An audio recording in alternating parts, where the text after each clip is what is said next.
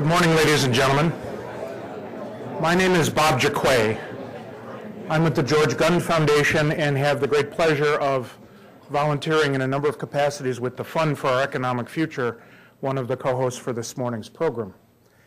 I, at the outset, want to thank our partners from the Mahoning Valley, the Chamber of Commerce there. Tony Paglia is representing that organization today, and our colleague Joel Ratner from the Wien Foundation, who had the great idea of bringing today's speaker to this area and working with the fund to make sure that all of our partners in an exciting new program, Efficient Gov Now, have the opportunity to hear David at the outset of our exciting working together.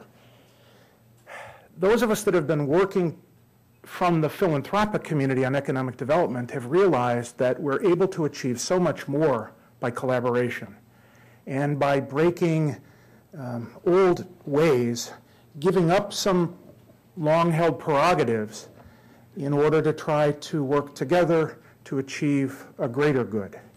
And I think that Efficient Gov Now, a very exciting program, gives us an opportunity to begin to break some of those old patterns and find new ways to create even better outcomes in ways of delivering public service and economic prosperity.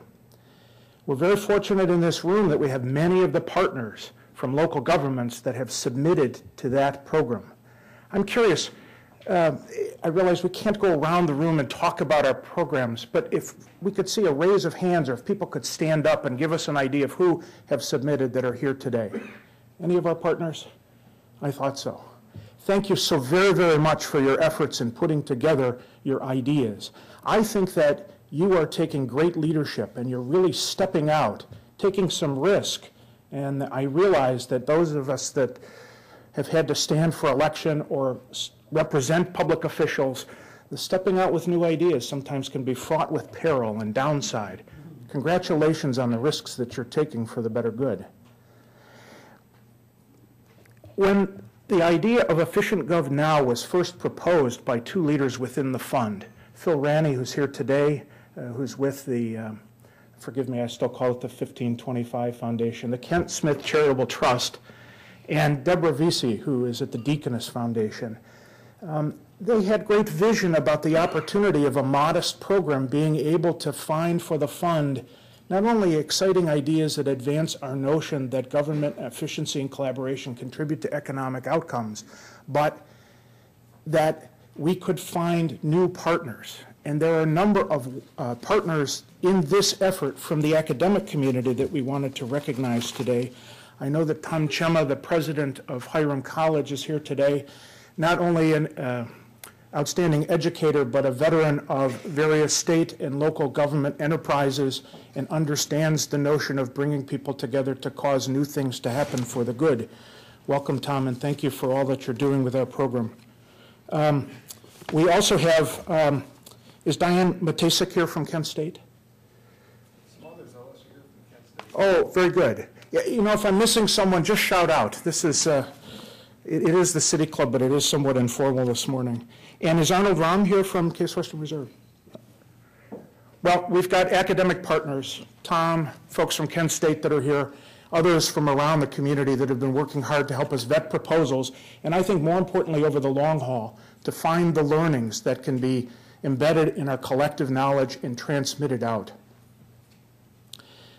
We've received 65 proposals, and we're very excited as we start to look through the ideas that are over a wide range of public service delivery.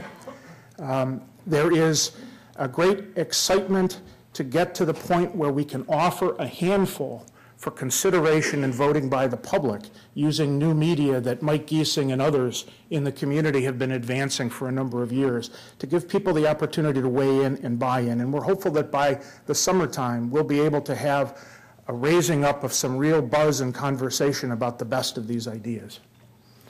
There are some others in the audience that are working not just on Efficient Gov Now, but are participating and taking leadership in advancing even broader concepts about trying to create new governmental collaborations. I see Mayor William Curran from the City of Hudson and Mayor Bruce Akers from the City of Pepper Pike, and they are taking leadership in a very exciting regional prosperity initiative that is looking at revenue sharing and collaborative land use planning that will break considerable ground in getting better outcomes over the long haul over the entire region.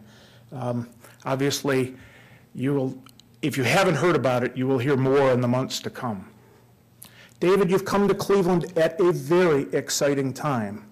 And I have to say that you seem to show up sometimes when we're at the edge of some new and exciting things.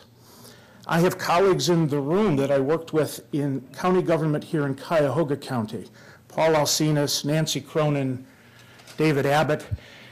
And when Reinventing Government was your first book and it came out, it caused quite a stir. We have a Kennedy School brown bag, and our colleague Nancy Cronin said, well, I know we're hearing from all of our members and the exciting things they're doing to try to make things better in government activities, but we need to hear about this David Osborne guy and these ideas about reinventing government and treating citizens like customers and all of the other ideas that you infused into the conversation.